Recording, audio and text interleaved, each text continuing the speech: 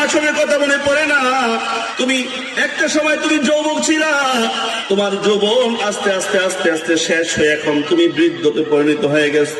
তোমার শরীরের চামড়াগুলো ঢিলাটা টান টান ছিল, শরীরের মতো অনেক শক্তি বল ছিল। এখন তুমি আস্তে আস্তে দিন যত যাইতেছে তত বেশি তুমি দুর্বল হয়ে যাচ্ছ, তোমার চামড়াগুলো তত বেশি ঢিলা হয়ে যাচ্ছে।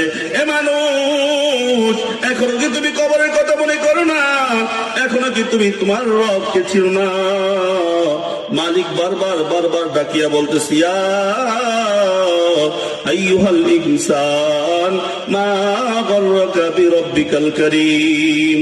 এ মানুষ, কোন জিনিস তোমাকে তোমার সম্মানিত রব থেকে তোমাকে গাফেল বানায় দিল? কোন জিনিস তোমাকে তোমার রব থেকে তোমাকে কি করলো? দূরে সরাইয়া দিল। এ মানুষ, তোমার তো একজন রব আছে, যেই রব তোমাকে প্রতিনিয়ত দেখে।